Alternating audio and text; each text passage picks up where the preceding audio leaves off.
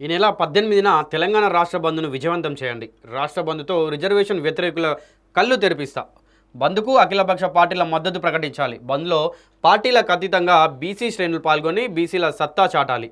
BC రిజర్వేషన్ల సాధన కోసం BC JAC ఇచ్చిన పిలుపు మేరకు ఈ నెల 18న జరిగే తెలంగాణ రాష్ట్ర బంద్లో పార్టీలకు అతీతంగా సమస్త బీసీ శ్రేణులు పాల్గొని బీసీల ఐక్యతను చాటాలని బీసీ జేఏసీ చిల్కానగర్ కమిటీ పిలుపునిచ్చారు. ఉప్పల్లో చిల్కానగర్ నోవా బ్యాంక్వెట్ హాల్లో ఈ బంద్కు రాష్ట్రంలోని విద్యా సంస్థలు, వ్యాపార వర్గాలు, అన్ని వర్గాల ప్రజలు సహకరించి బంద్ను విజయవంతం చేయాలని ఆయన విజ్ఞప్తి చేశారు.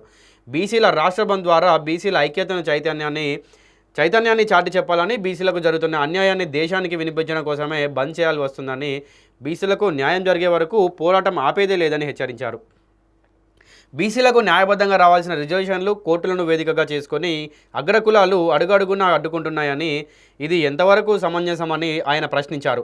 తెలంగాణ రాష్ట్రంలో జరిగే బీసీ ఉద్యమం వ్యక్తుల ప్రయోజనాల కోసం కాదని, బీసీ వ్యవస్థకు మేలు జరిగే ఉద్యమం అని, ఈ ఉద్యమంలో అన్ని రాజకీయ పార్టీలు ఉన్న బీసీ శ్రేణులు కలిసి వచ్చి ఈ నెల 18న జరిగే రాష్ట్ర బంద్ను చరిత్రలో కన్వీనీయ రీతిలో విజయవంతం చేయాలని ఆయన పిలుపునిచ్చారు.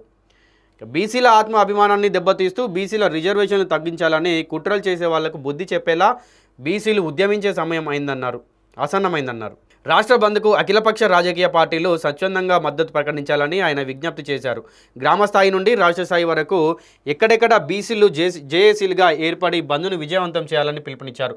తర్వాత మొత్తం 36 మంది సభ్యులతో చిల్కానగర్ బీసీ జేఏసీని ఏర్పాటు చేయడం జరిగింది. ఈ జేఏసీ కమిటీలో పుప్పాల వెంకటేశ్వర్లు, గజ్జల సత్యగౌడ్, బోడ విద్యాసాగర్, తెలంగాణ సంపత్, ఇక తదితరులు అందరూ కూడా దీంట్లో పాల్గొనడం జరిగింది. ఇక ఈ కార్యక్రమంలో పండ్ల కిషన్ గౌడ్, వెంకన్న బజార్, హేమంత్ గౌడ్, రామగిరి సురేష్, మట్ట రమేష్ గౌడ్, ఎక్కల్దేవి, ఇంకా వీళ్ళందరూ కూడా పాల్గొన్నారన్నమాట. దీంట్లో ముఖ్యంగా అయితే మొత్తానికైతే ఈ బీసీ రిజర్వేషన్ల గురించి కూడా పెద్ద ఎత్తున నిరసన తెలుపుతూ ఉన్నారు. 42% కూడా రిజర్వేషన్ కావాలని అంటూ ఉన్నారు.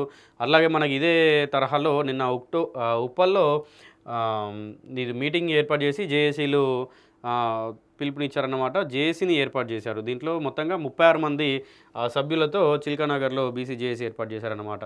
మొత్తంగా అటు చూసుకుంటే మరి కోర్టు ఏమో స్టే ఇచ్చింది, ఇటు సైడ్ స్థానిక సంస్థల ఎన్నికలు ఆగిపోవడం జరిగింది.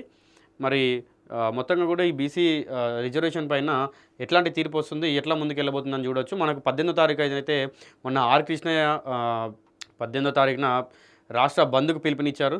సో పెద్ద ఎత్తున నిరసన తెలుపుతూ ఉన్నారు. అలాగే తెలంగాణ ఉద్యమం కంటే ఈ బీసీ ఉద్యమ పోరాటాన్ని కూడా దానికంటే మెరుగుపరిచి పెద్ద స్థాయిలో ధర్నాలు, రాస్తారోకోలు చేస్తామని కూడా మనకు బీసీ సంఘాల అధ్యక్షులందరూ కూడా